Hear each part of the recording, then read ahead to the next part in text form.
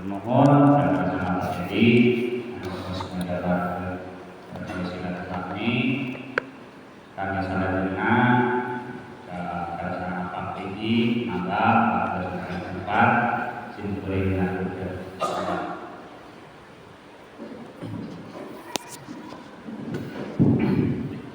Bismillahirrahmanirrahim. Assalamualaikum warahmatullahi wabarakatuh. Waalaikumsalam warahmatullahi wabarakatuh. Ila hadratin Nabi Mustafa Rasulullah Muhammad sallallahu alaihi wasallam wa ala alihi wa alihi wa sahbihi wa sahabati wa tabi'in as-salihin wal ulama wal awliya khusus syahadatul qadir jaya wa ila wahyi bagi haji kabul dan masyhur wa ila wahyi Bapak Ustaz Dewan Haji Sultan Muhammad Karim wa ila wahyi jannah kubur minal muslimin wal muslimat wal mu'minin wal mu'minat khususan fi qaryati dusun Siliman desa Sadahayu.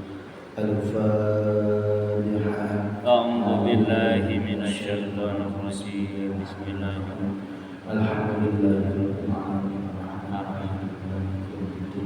Iyyaka na'budu wa iyyaka nasta'in ihdinas mustaqim Syaratal ladzina an'amta 'alaihim. Bismillahirrahmanirrahim. Alhamdulillahirabbil alamin. Alhamdulillahi 'ala ni'matil iman. Alhamdulillahi 'ala ni'matil islam. Asyhadu an la ilaha illallah wa asyhadu anna Muhammadar Rasulullah. Allahumma shalli 'ala sayyidina Muhammad wa 'ala ali sayyidina Muhammad. Yang dimuliakan Allah Bapak Imam Masjid Al-Mekah, yang dimuliakan Allah Bapak PDKM Al-Ustaz Bapak Edianto, yang dimuliakan Allah ibu-ibu sadayana pengajian Rabu sore yang semoga rahimakumullah. Alhamdulillah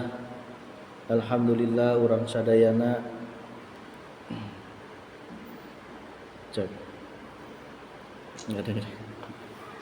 Alhamdulillah orang sadayana mulai deui kesambet kajian. Kadang ente Bu.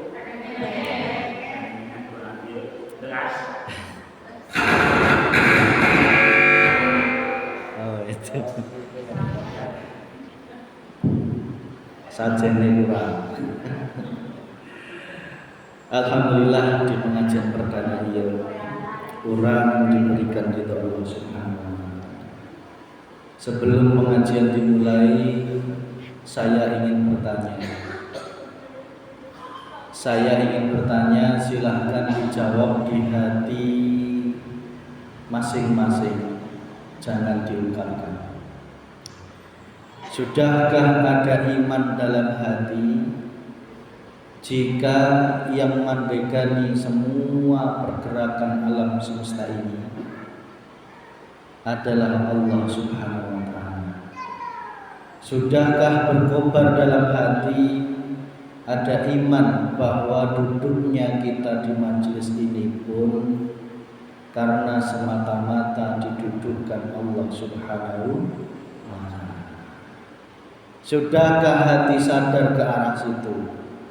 Setiap perilaku kita, pergerakan kita, baik dalam keadaan taat, maksiat, musibah maupun nikmat, semua datangnya semata-mata dari Allah Subhanahu wa taala. Jika sudah ada iman seperti itu, berarti itu merupakan gerbang pertama menuju ma'rifat kepada Allah Subhanahu wa taala. Tidak akan aku masukkan ke dalam surga manakala masih ada setitik sebiji sawi syirik. Sekali lagi, tidak akan aku masukkan ke dalam surgaku Allah manakala di dalam hati hambanya masih ada sebiji sawi syirik. Allah mengatakan, Allah berfirman dalam surat Al-Kahfi ayat 110. A'udzu billahi minasy syaithanir rajim. Qul innama ana basyarum mislukum yuha ilayya annama ilahukum ilahu wahid. Faman kana yarju liqa'a rabbih falyamal 'amalan shalihan wa la yusyrik bi ibadatihi rabbih ahada. Shadaqallahul adzim. Qul innama ana basarun mislukum, katakanlah Muhammad, sesungguhnya aku ini hanya seorang manusia seperti kamu. Nabi Muhammad sama seperti kita, manusia biasa. Rasulullah makan, kita juga makan. Rasulullah sakit, kita juga sakit. Rasulullah sehat, Rasulullah minum, Rasulullah bekerja sama, kita sama. Katakanlah sesungguhnya aku ini hanya seorang manusia seperti kamu yang telah menerima wahyu, bahwa sesungguhnya Tuhan kamu adalah Tuhan yang Maha Esa, Tuhan orang sadayana Allah, Tuhan yang Maha Esa. Sebelum kita tersentuh ilmu tauhid, tidak mungkin hati kita mengatakan Allah itu Esa, tidak mungkin. Pasti hati mengatakan Allah kita banyak. Allah wujud duit, Allah wujud sawah, Allah wujud harta, tahta, wanita, Allah wujud diri kita, kekuatan, ilmu, kesolehan, amal. Semua yang kita banggakan itulah Allah yang palsu, yang selama ini kita sembah. Padahal sesungguhnya Allah yang sesungguhnya adalah yang Esa, yang laisa kamitslihi syai', yang menggerakkan, yang menguasai hidup di dalam hidup kita semuanya, di dalam hidupnya apapun di dunia ini, yaitu Allah Subhanahu wa ta'ala. Dengan ilmu tauhidlah hati kita baru bersih dari yang namanya syirik. Dengan ayat selanjutnya, maka barang siapa mengharap pertemuan dengan Tuhannya, barang siapa yang mengharap makrifat kepada Allah, barang siapa yang mengharap berjumpa Allah di dunia maupun di akhirat, maka kuncinya adalah hendaklah dia mengerjakan kebajikan, amalan sholihan. Amalan sholihan di sini tentu tidak hanya amal soleh berupa laku zahir, tetapi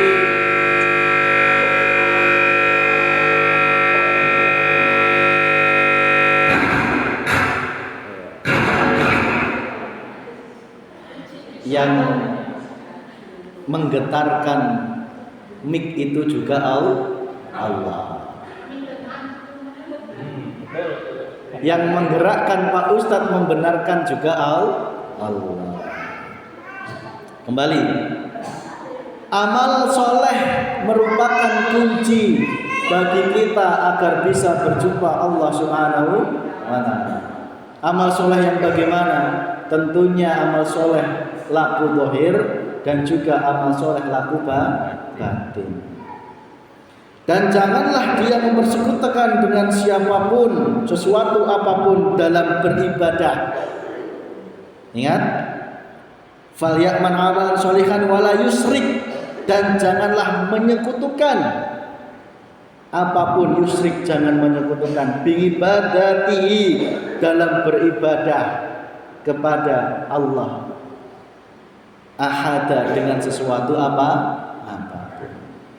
Ingat, kita diciptakan di dunia hanya untuk ibadah kepada Allah Subhanahu wa ta'ala. Jangan sekali-kali dalam ibadah pun kita memusyrikkan Allah Subhanahu wa ta'ala. Apa bentuknya musyrik dalam ibadah? Banyak. Perlu kami sampaikan? Perlu ya. Ibadah ada beberapa tingkat. Ibadah yang tingkatan paling rendah yaitu ibadahnya bil'am, orang-orang umum yang ibadahnya masih ikutan. Ibadahnya karena masih ingin menggugurkan kewajiban, itu tingkatan ibadah yang paling di bawah. Ibadah tingkatan selanjutnya yaitu ibadah yang dia sudah tidak ikut-ikutan, tidak hanya sekedar menggugurkan kewajiban, sudah mulai paham ilmu, tetapi ibadahnya masih terkotori oleh kepentingan hawa nafsu. Apa itu? Ingin dilihat orang, ingin dianggap soleh. Lamun teu aing nu mere pengajian, ya. Lamun teu aing nu mimpin yasinan, lamun teu aing nu imaman, itu berarti ibadahnya masih karena hawa nafsu. Ibadah yang masih ingin mengharap pujian dari makhluk, ya. Ibadah yang masih tercampuri niat selain kepada Allah Subhanahu wa ta'ala. Apa pujian dari makhluk? Saya besok tak korban, ya. Yang lain sapi 1, saya sapi 7. Agar apa?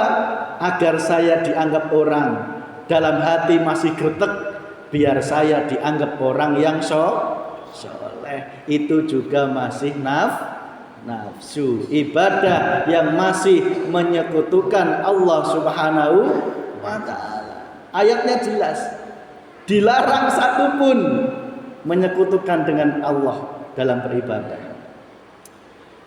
Selanjutnya, sudah tidak ingin dipuji orang, sudah tidak ingin pamer, tidak ingin riya, ya. Sudah tidak ingin dipuji orang, tetapi tingkatan yang di atasnya dia masih karena mengharapkan iming-iming hadiah dari Allah berupa makhluk Allah, yaitu surga. Mohon maaf. Memang betul para alim ulama mengajarkan ayo sholat dan dapat surga pahala, betul, tetapi itu dalam rangka tingkatan masih makom masih diiming-imingi surga dan pahala. Ibarat anak TK, ayo budak sekolah, engke tak berek uang jajan. Sekolahnya masih karena uang jajan, sama seperti itu. Tingkatan dia sudah tidak ingin pamer, tidak ingin riak, sudah, tetapi dirinya masih ngarep-ngarep imbalan dari Allah, yaitu berupa surga, pahala, ya. Derajat yang tinggi di hadapan Allah manusia, ya. Itu akhirnya apa? Menjadikan dirinya takabur, menjadikan dirinya ngitung-ngitung pahala. Mohon maaf, dalam level ini masih dikatakan eta arane lain ibadah, tetapi embret ku Gusti Allah.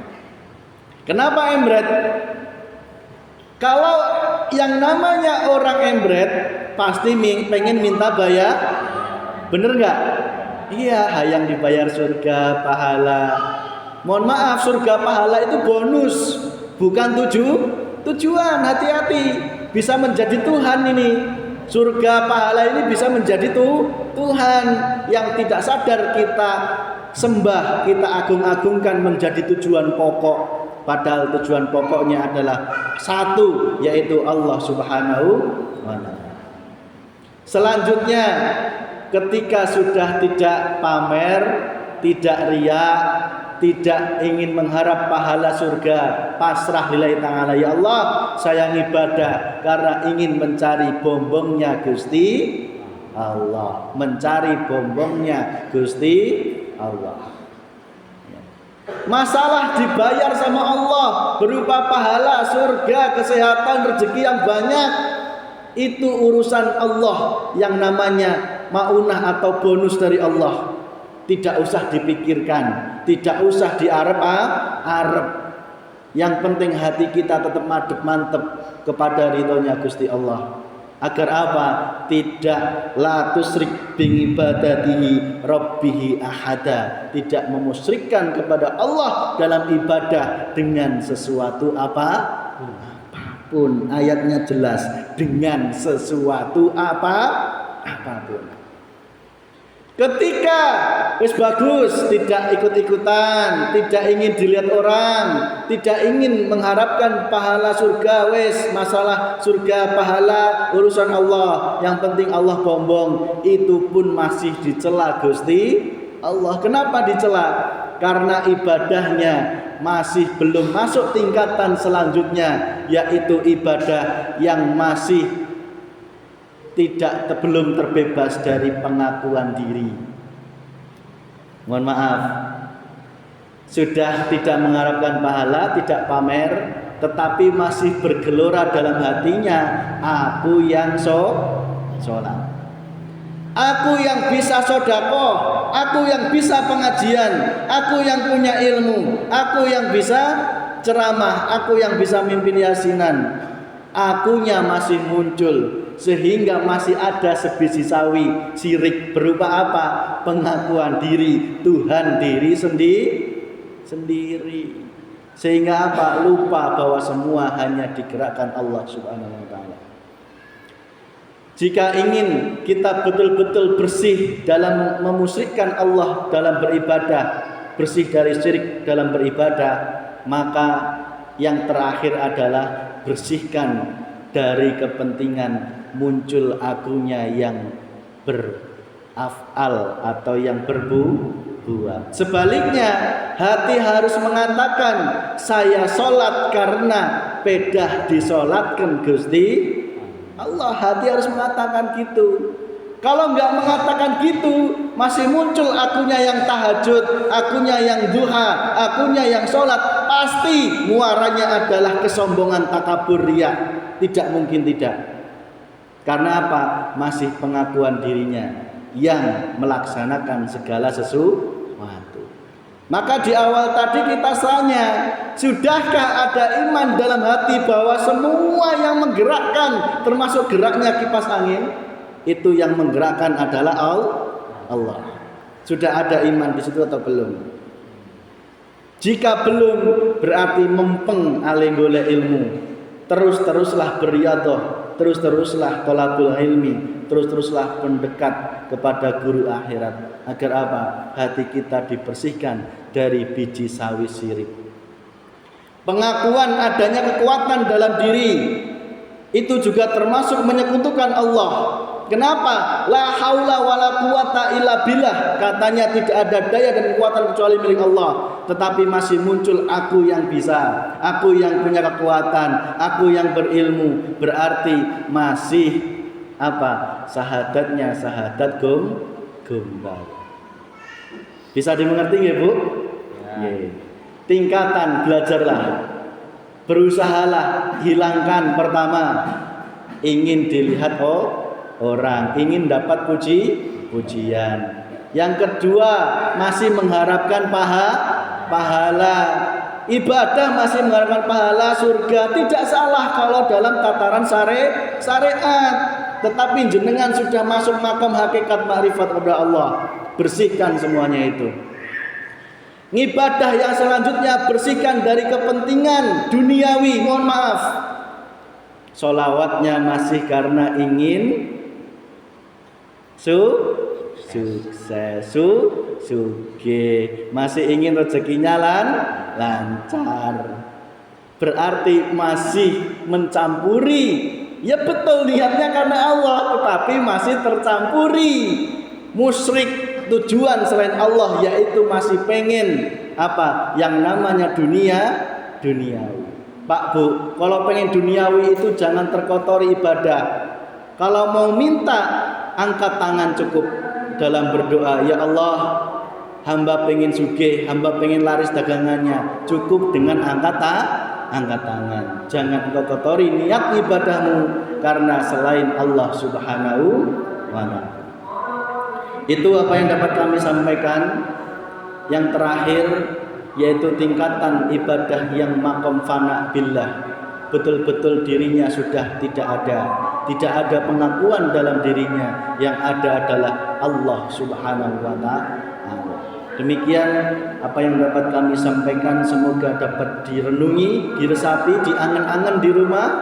Apa betul yang disampaikan tadi? Apa betul yang disampaikan ayat Al-Qur'an? La wala yusrik bingibadatihi rabbihi ahada. Buka Al-Haf 110. Itulah dalilnya kita dilarang mencampuri urusan ibadah kepada selain Gusti Allah. Titik, tidak ada tawar-menawar. Tidak ada tawar-menawar, tidak ada pilih memilih jika ingin selamat dunia, selamat akhirat. Itu apa yang dapat kami sampaikan. Rabbana atina fid dunya hasanah wa fil akhirati hasanah wa qina adzabannar. Walhamdulillahi rabbil alamin. Sirul Fatihah. Bismillahirrahmanirrahim.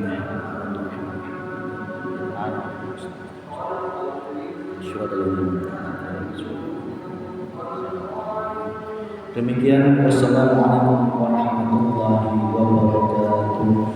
Waalaikumsalam warahmatullahi wabarakatuh. Atur nuhun.